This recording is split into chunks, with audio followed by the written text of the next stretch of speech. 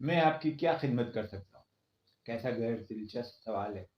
अक्सर व बेशतर जब आप किसी दुकान में खरीदारी करने के लिए जाते हैं, तो अक्सर जो दुकानदार जो हैं, वो आपसे ये सवाल करते हैं, मैं आपकी क्या खिदमत कर सकता हूँ? लेकिन अगर आप देखें, तो ये सवाल जो है, वो अपने अंदर एक मोहब्बत का रिश्ता भी कायम कर सकता है। ऐसा इत्तेफ़ाक मुझे एक दिन हुआ, मौसम सर्द था और मैं कुछ खरीदारी के लिए बाज़ार गया।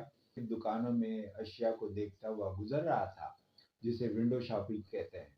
तो विंडो शॉपिंग करता हुआ मैं गुज़र रहा था कि एक साहब ने मुझे आवाज़ दी, "आइए साहब, क्या चाहिए?" और मैं ना चाहते हुए भी उनकी दुकान में दाखिल हो गया।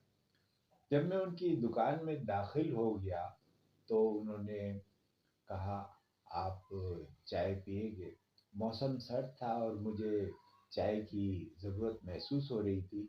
मैंने हाँ कह दिया और उसके साथ ही जो है उन्होंने चाय का वो कहवा मुझे पेश किया और यूँ हमारी गुफ्तगू और बातचीत शुरू हुई और मैं उस दुकान से कई चीज़ें खरीद कर नीचे उतरा।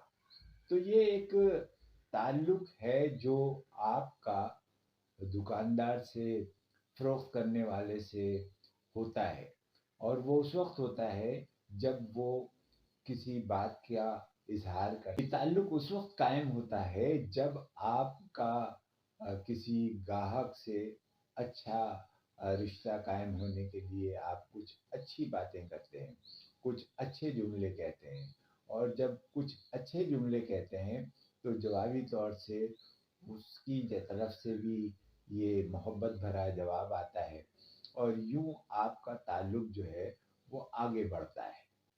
लाइफ इंश्योरेंस की फ़रोख्त जो है एक मुश्किल अमल है और इस अमल के अंदर इस मुश्किल अमल में जो है वो सेल्समैन जो है उसको कई तरह की मुश्किलात का सामना करना पड़ता है।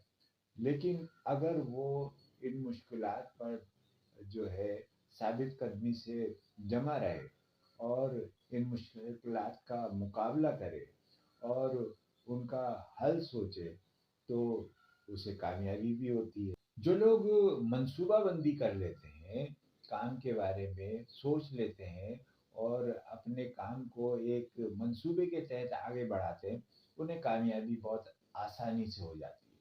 तो जब अब आप सेल्स का काम करते हैं, तो प्लानिंग को पहला जो है उसको टारगेट रखें और अक्सर सेल्समैन तो ये कहते हैं कि वो रात को सोने से कब्ल ही अपने अगले दिन की तैयारी कर लेते हैं। उन्हें अगले दिन क्या करना होगा, किससे मुलाकात करनी होगी, किसके पास जाना है, किससे का क्या काम रहता है। तो ये तमाम चीज़ें जो है जब लोग इस पर तवज्जो देते हैं, तो उन्हें कामयाबी होती है और इस कामयाबी के लिए आपको भी इस पे अमल करना चाहिए।